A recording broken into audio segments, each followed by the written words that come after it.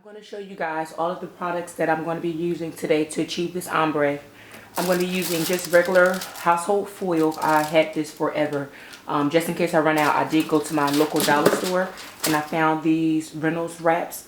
I guess they're for grilling, but I found these for only $1 and they do remind me of hair foil, so I picked these up. And this is just so that the hair can lay on top of it and not mess up my table any more than I've already done. If you can see, I do a lot of color and stuff on this table. Also, I'm going to be using a bleach. The bleach that I'm going to be using is by Clairol and it's the BW2. It's the Dusted Extra Strength Powder Lightener. Now, in combination with the bleach, I'm going to also be using the Clairol 40 volume. And this is a maximum lift. You can use 30 if you don't want it to be really, really bright. But I do want this hair to lift pretty quickly. And I do want to have a really bright ombre. So I'm going to be using 40. As well as I'm going to be using my mixing bowl. I just like to use this because I don't get the dust and powder from my bleach all over the place. And I can just shake it. It also has measuring levels here. So it goes up to, let me see, goes up to 5 ounces. Also, I'm going to be using a color or a tint brush.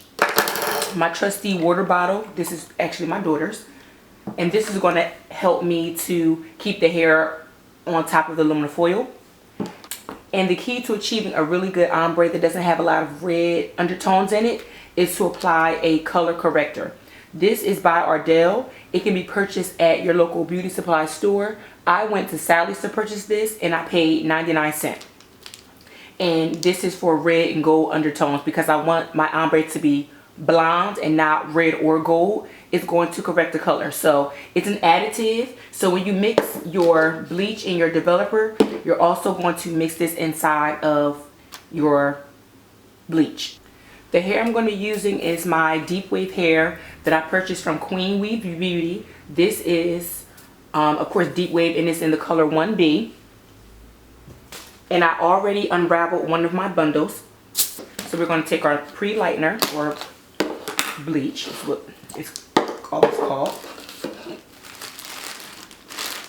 Also, to get a really good ombre, you always have to make sure you're mixing equal parts. So what that means is, in this cup, what you should do, I'm not going to do that because I'm going to eyeball it and that's what I've always done. But what you should do is the same amount of bleach that you use to apply inside of your cup. You are always supposed to take your developer and pour it inside of this same cup. But again, I'm going to eyeball it because I've been doing this for a very long time. I'm going to just use 2 scoops of this right now. That's pretty good.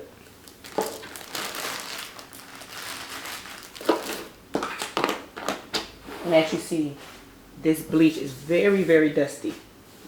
Now, I'm going to apply my 40 volume developer. This can also be purchased at Sally's.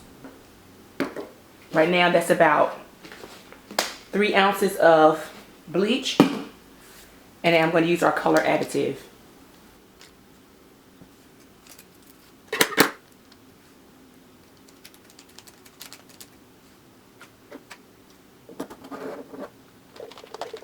So we're going to start to apply our ombre to about 2/3 of the hair extension, so to about here.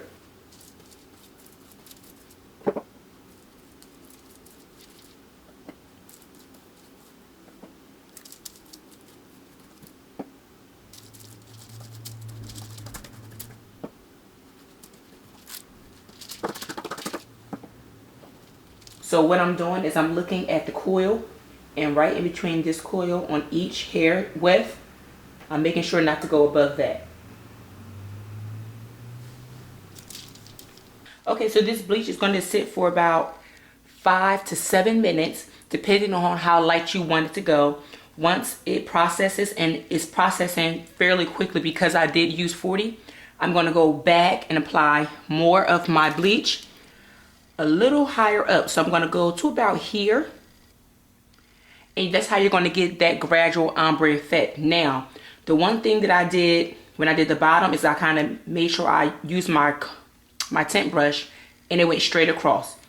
So you kind of see a really dramatic line of demarcation. But I am going to do the same thing here, but I'm going to just use strokes because I don't want a harsh line going straight across. That is not an ombre. Ombre is a gradual lightening of the hair. So it has to be dark, lighter, lightest, and you can't get that straight line going across, and that really drives me nuts. So we're going to do another layer, but we're going to apply it this way. So I'm going to give this about 2 more minutes to process, and then I'm going to show you exactly what I mean. I'm going to show you how to do it.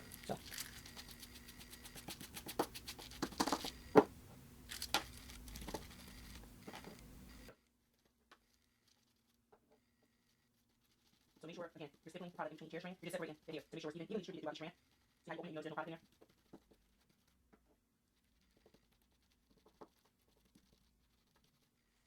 Now I'm going to do this all the way across, and then I'm going to stipple. So let me just show you what I'm going to do now. I'm just going to take my brush and hold it horizontal. Excuse me, vertical. Hold it vertical and just apply smooth strokes.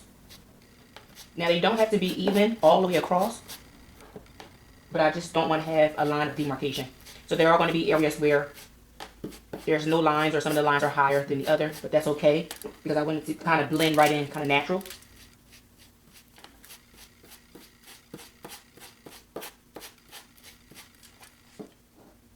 And then once I finish applying all of the bleach in between each strand, it's going to process for another 10 minutes. So that means this section is going to be 10 minutes. This section is going to be processing for 20 minutes. And then we're going to rinse it out.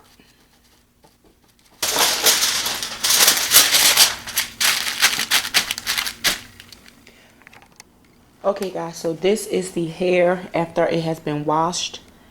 And the curls did come right back. And I'm not sure if the lighting is pretty good, but you can see that the ends are a lot lighter than this middle section. And again, the curl did come right back, so I'm really happy about that. The ends still look good, so we maintain the integrity of the ends, and that is it. So I'm going to come back and show you how this hair looks applied. This is my 22 inch, which is my longest bundle, and that is how it looks. So there you go.